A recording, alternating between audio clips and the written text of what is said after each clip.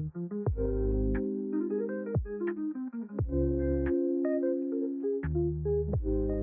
même au-delà de ça, je pense qu'il y a aussi une question financière, parce que malheureusement, tous ces métiers pénibles ou qui aident ou qui viennent au soutien des autres sont souvent les métiers les moins rémunérateurs. Et aujourd'hui, c'est ce qui intéresse peut-être un peu moins, surtout avec tout ce qui est réseaux sociaux. On voit l'argent facile coule à flot tout le On temps veut faire partout. croire ça, ouais. Et c'est ce qu'on veut faire croire. Et peut-être qu'aujourd'hui, les jeunes se disent, ben, j'ai pas du tout envie d'être caissière parce que j'ai pas envie de gagner 1500 € toute ma vie, quoi. Et peut-être qu'il y a aussi cette question financière-là. Et je sais pas en quelle mesure c'est possible de faire ça ou si c'est utopiste, mais essayer de revaloriser peut-être les salaires, je sais pas. Bah, après, voilà, on aborde vraiment des grosses questions économiques, Ouais. mais en fait, alors t'as des pistes, hein, t'as la piste du revenu universel, t'as Mm. la piste, à un moment donné, il y en a qui disaient le salaire moyen en France doit être plus de 2600 €, je crois, net. Ouais. Ils disaient, bah, on met tout le monde à 2600 net, point. Ça, c'est la vision extrême, hein. Oui. Mais en effet, il faut revaloriser ces métiers pénibles, mais c'est surtout, euh, en fait, on a construit un système. Là, on remonte dans les années 80. Mais le problème, c'est que l'histoire est longue là-dessus. L'histoire est longue. Ouais. Alors là, voilà, mon côté historien ressort un petit peu. Euh, En fait, en France, on a fait le choix du chômage. En Union européenne, on a fait le choix du chômage, Mm. économiquement parlant. Parce qu'à un moment donné, on a dit, si on fait des abattements sur les salaires et tout, euh, parce que sur les petits salaires, il y a beaucoup d'abattements. Mm. Donc en gros, tu dis au patron, moins tu payes, de toute façon, moins tu as de charges de cotisation sociale et patronale à payer.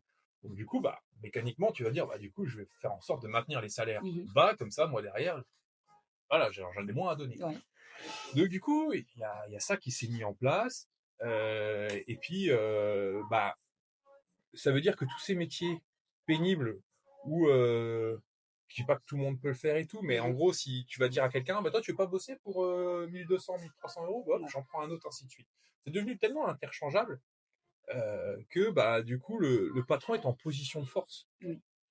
Il va jouer, vu le fait que le chômage est élevé, on est à, je sais plus les derniers taux, alors après il y a le chômage officiel, le chômage, Oui, en les chiffres des fonction des syndicats et les chiffres de catégories. la police. Ouais. Mais en fait, le chômage est tellement élevé que du coup, tout le monde a peur de perdre son emploi. Donc du coup, le patron peut jouer sur cette peur en disant, ben, tu veux grossir les rangs du chômage. Ouais, c'est vrai. Donc, il faudrait, en effet, augmenter les salaires, tu as raison. Mais on revient toujours à ça. Si moi, petit patron, je dis en effet, j'augmente mes salariés et tout, Il faut que oui, tu le répercutes quelque part. bah, je le répercute, mais si tu veux, oui, j'aurai beaucoup de demandes j'aurai plus de CV qui vont arriver sur ma table et tout. Mais le problème, c'est que c'est un choix global, c'est un choix politique. Donc Ouais, ça tout veut à fait. dire que sortir du choix du chômage, sortir de toutes ces choses-là qui font que ben on maintient tous ces emplois précaires là où ils sont avec des bas salaires, et ça nous demanderait, enfin, aucun parti à l'heure actuelle ne répond à cette question profonde parce qu'on est tous dans une seule et même logique. En fait, on met des pansements sur une jambe de bois, sur la problématique du capitalisme contemporain, mais on ne revient pas aux symptômes. Pourquoi il y a autant de chômage? Pourquoi il y a des emplois précaires? Pourquoi c'est dévalorisé? Et ça, il faut remonter 30, 40 ans en arrière, parce que c'est Ouais, que tout à des fait. choix politiques qui se sont empilés. Et du coup, selon toi, et comme les médias aiment bien le mettre en avant, pourquoi tu penses que la nouvelle génération ne veut plus travailler? Puisque tu penses que c'est vrai? C'est pas vrai. En fait, c'est pas vrai. Je pense qu'on a un problème. En fait, je pense que c'est surtout une génération qui a compris Ouais. quelque chose de nouveau. Ils veulent plus travailler comme nous on travaillait, c'est-à-dire du présentéisme. Ouais. C'est-à-dire, allez, on arrive, même si on n'a rien à faire, on reste là. Faut limite arriver avant le patron et partir après. Au pire, en même temps, mais bon, on va quand même pas partir avant le patron, quelle honte. Donc, ce présentéisme à outrance, pour en plus pas gagner plus, pour des salaires de misère, ben en fait, ils n'en veulent plus, mais ce qui est normal. Pourquoi leur imposer ça? Et en plus, ils ont compris quand même quelque chose d'incroyable, c'est que non seulement ils gagneraient pas plus, mais limite, ils n'évolueraient pas plus. Et je crois que c'est même de pire en pire. Sur les anciennes générations, mais là vraiment on commence à remonter même assez loin. Oui, un bon travailleur pouvait encore évoluer parce qu'on était dans un petit système, c'était très local, c'était voilà. Un bon travailleur évoluait tout simplement parce que il savait se débrouiller, parce qu'on lui faisait confiance, il avait les mains d'or, il savait tout réparer, machin, on appelle la vie. Maintenant, ça n'existe plus. La méritocratie, de toute façon, quasiment ne fonctionne plus depuis des années et des années. Allez, pour le plaisir, on va citer Bourdieu, mais il a raison, et ça n'a pas changé depuis 40 ans. voire plus que ça. C'est que on est pris dans un système, on peut avoir fait une tonne d'études, on peut avoir un bac plus 5, un bac plus 8, on sait que de toute façon tous ces diplômes sont dévalorisés. Un bac plus 5, ça vaut, ça vaut quasiment plus rien maintenant. On est fier d'avoir le diplôme, par contre, quand on va se présenter sur le marché de l'emploi, bah, on va finir à nouveau, ah non, là, on a réservé la place à quelqu'un d'autre qui sort de telle école ou qui connaît telle personne. Bon, bah, du coup, on va aller à la boîte un peu moins bien, puis on descend, puis finalement, on a un diplôme, un super diplôme en RH ou en communication, et on finit, alors, ce métier-là, tout à l'heure, je l'adore, finalement, il va finir caissier. Ouais. Mais en fait, on comment dire, la génération actuelle ne veut plus faire partie d'un système où, quels que soient les efforts qu'ils vont faire, ils n'y arriveront pas. On leur donnera rien, mais strictement rien. De temps en temps, on va leur jeter un petit avantage comme ça. On va leur faire croire que, ah oui, nous, du coup, on fait la semaine des 4 jours. Tu vas bosser peut-être 32 heures, et puis on va te donner des tickets restaurants. Les tickets restaurants, c'est vachement bien. Enfin, on peut empiler, les boîtes empilent de plus en plus des avantages comme ça, parce que, ah oui, mais regarde, si, t'as vu tout ce qu'on me donne en plus. Il faut que tu viennes maintenant, il faut que tu viennes travailler. Oui, mais je veux pas travailler dans votre système. Oui, là, vous me donnez tout. Par contre, en fait, dans 10 ans, est-ce que mon poste, il va évoluer? Ouais, tout à fait. Et puis, si là, le fils du patron, quand il va sortir de l'école, il décide de travailler dans la boîte, finalement, c'est peut-être lui qui va piquer le poste, qui va devenir moins N plus 1, plus 2, plus 3, parce que c'est aussi la grande mode, ça. On empile les managers, ça, ils sont pour en parler longtemps aussi. Il y a plus de gens maintenant pour organiser le travail que pour travailler. C'est vrai. Un truc de fou. T'as l'impression que les gens savent plus travailler. Ouais, tout à fait. On est en train de saucissonner toutes les tâches pour qu'en fait, justement, pour que toutes les personnes soient interchangeables. Si on saucissonne sur une tâche ultra basique, t'es pas content, machin, on te dégage, on prend n'importe quel premier venu, on le met à la place et ainsi de suite. Et donc, vu qu'il n'y a plus de méritocratie, les jeunes, du coup, veulent vivre leur vie différemment. Alors, du coup, on leur a fait croire qu'il fallait monter leur propre entreprise. Donc, du coup, ils se lancent tous dans l'auto-entreprise. Alors solopreneur, parce que c'est le mot pareil à la mode sur LinkedIn de dire je suis solopreneur. Ça veut pas dire grand chose non plus. Sauf que du coup aussi, ça veut dire qu'on gagne pas grand chose, qu'on n'a aucun avantage derrière, on cotise pour rien. Que si du jour au lendemain on n'a plus le contrat des gens qu'on connaît, parce que souvent ça tourne aussi comme ça, finalement tout s'écroule, j'ai pas le droit au chômage, puis du coup il faut que je redevienne salarié. Puis quand je dis essayer, voilà, puis salarié pas forcément à un poste incroyable. Donc, tout est fait pour emprisonner. Le monde du travail actuel, c'est ça. Tout est fait pour emprisonner le salarié, lui faire croire qu'il est dans une petite zone de confort. C'est tellement, le monde actuel est tellement mouvant, tellement, enfin, ça fait peur. Enfin, on allume la télé, ça fait peur. T'as l'impression qu'on va tous mourir demain ou tous être agressés, et ainsi de suite. Donc, on dit à tout le monde, venez travailler, restez dans votre petit confort, dans votre petit cocon. Comme ça, derrière, ira bien, vous achèterez votre maison, parce que c'est la classe, ça, de devenir propriétaire. Bon, la jeune génération ne veut plus devenir propriétaire, elle a compris que ça a commencé à être un petit peu un bobard de l'ancien temps. Moi, je suis fier d'être propriétaire, j'ai acheté ma petite maison, voilà, mais des fois, je me dis, est-ce que j'ai bien eu raison? Mais c'est vrai que tu as vraiment raison et tu as dit plusieurs choses en lien avec ce que tu as dit aussi au début, c'est il faut un réseau, il nous faut un capital social pour avoir accès à des métiers plutôt élitistes ou autres et que si on n'a pas ça aujourd'hui, on ne peut rien faire. Et faisant partie de cette nouvelle génération, la génération Z, c'est vrai qu'aujourd'hui, en tout cas pour ma part, on n'axe plus le travail de la même façon que nos parents ou nos arrière-parents ou nos grands-parents. C'est qu'aujourd'hui, on travaille pour vivre, mais on ne vit pas pour travailler. Le travail n'est qu'un moyen de subvenir à nos conforts. Et une fois qu'on s'était aperçu à un événement de la CPME, tu avais dit qu'effectivement, on avait compris que de toute façon, on ne pouvait pas avoir plus de confort que ce que nos parents avaient aujourd'hui. Et que justement, on voulait mettre en place plus de qualité de vie dans le temps qui nous était imparti aujourd'hui. Et je trouvais que tu avais ben, tout à fait raison parce qu'aujourd'hui, on a besoin de plus de qualité de vie justement, de notre vie personnelle puisque surtout pendant le covid, on s'est rendu compte que, en fait, c'était génial d'être chez soi et de faire des trucs qu'on aimait bien faire et que, finalement, le travail, c'était plus chiant qu'autre chose et qu'on avait justement plus envie d'être, «l'esclave» entre guillemets d'un patron et qui nous dit quoi faire et ce lien de subordination et de hiérarchique, très chiant et plutôt pesant finalement et que les entreprises aujourd'hui, elles vont peut-être devoir aussi se mettre au diapason et écouter cette jeune génération qu'on diabolise un petit peu dans les médias en disant que on ne veut pas travailler, alors que si on veut travailler, mais autrement, il faut nous intéresser et c'est tout à fait en lien également avec cette marque employeur, essayer de les attirer, les faire venir dans notre entreprise. Et c'est aussi ce que j'ai essayé de créer et de construire avec Evexia Conciergerie, puisque aujourd'hui, de toute façon, on n'a pas énormément de marge de manœuvre pour les entreprises parce que elles sont encore dirigées par des personnes d'une ancienne génération qui ne veulent pas forcément entendre parler d'aménagement du temps de travail, de flexibilité, de télétravail, ou qui veulent y revenir.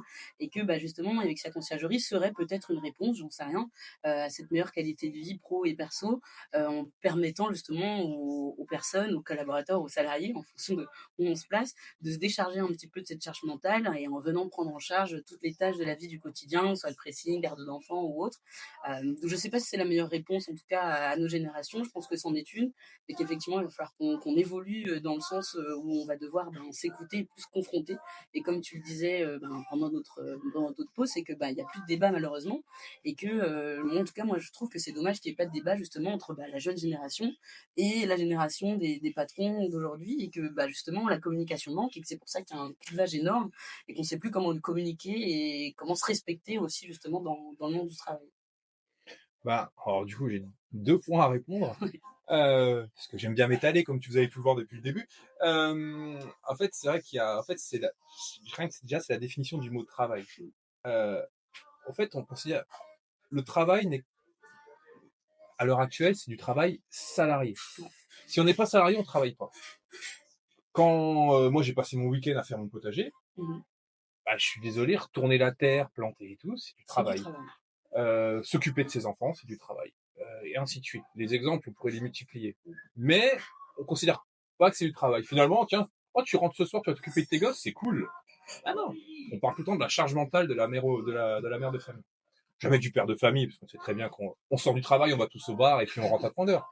Non mais pareil, il y a ce cliché-là. Pareil, la nouvelle génération, on sait qu'elle est en train d'évoluer là-dessus. Ouais, Donc, mais on continue à alimenter aussi cette vision-là. Donc, le travail salarié et il faut qu'on sorte de cette définition-là, parce que il y a peut-être des gens qui ont une âme d'artiste, qui ont envie de faire des choses et tout. Forcément, c'est pas rémunérateur, mais c'est tout aussi important de créer de la culture et trucs comme ça. En plus, en ce moment où on est en train de sucrer tous les budgets de la culture. Donc, c'est vraiment dommage qu'à un moment donné, on valorise pas ce type de travail. ouais, Parce qu'il y a beaucoup de choses à faire, et en plus, des choses beaucoup plus épanouissantes.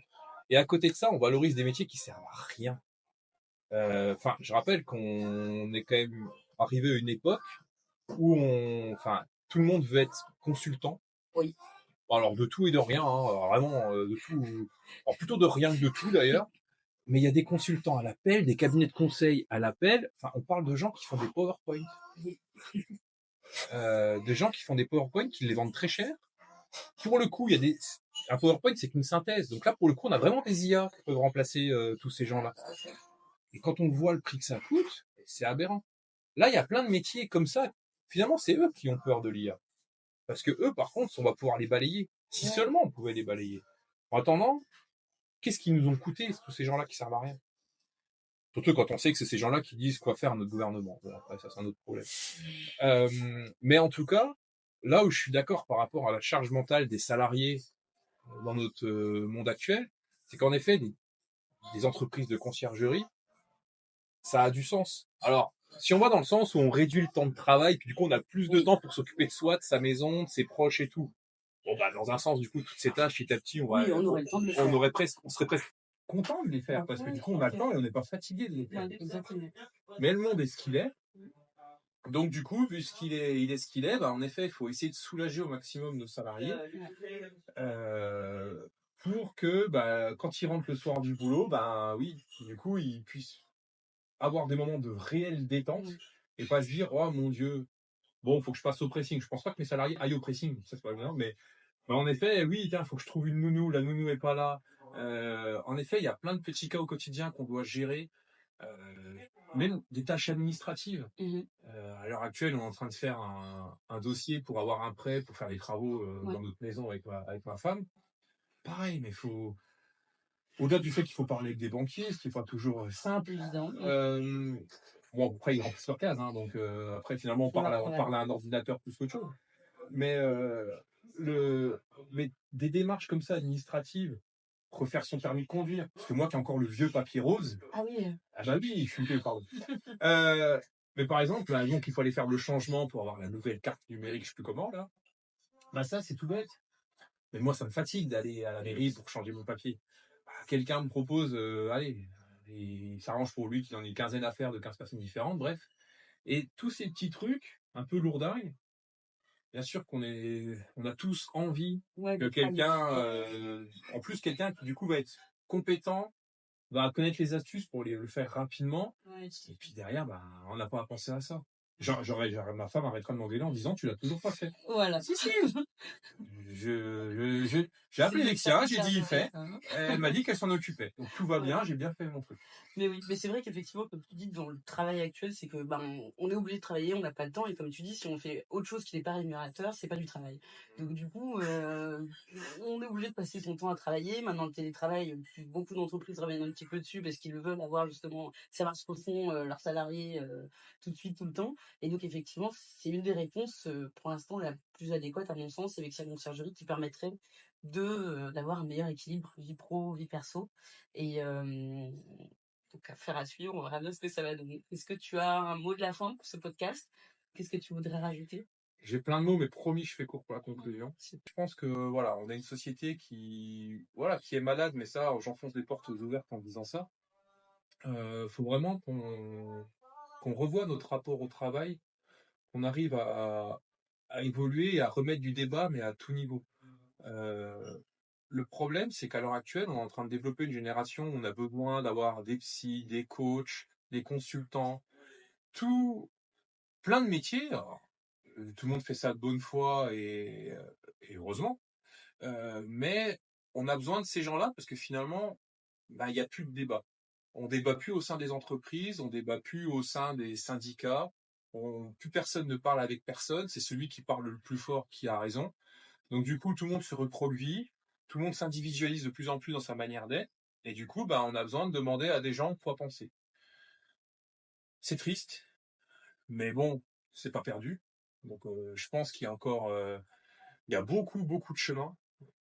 Et il n'y a pas de raison que la nouvelle génération qui justement est en train de découvrir que ça se passe mal, bah, n'y arrive pas petit à petit et arrive. Alors moi j'aime bien le mot révolution, mais en tout cas il y a différentes manières de définir la révolution. En tout cas à changer les choses pour que bah, on sorte de cette spirale négative et qu'on arrête de confier notre avenir à des gens qui ne comprennent pas notre quotidien. Bah, merci beaucoup Thibaut, et puis c'était à l'écoute des Vexia, à l'écoute du bien-être et de vos collaborateurs.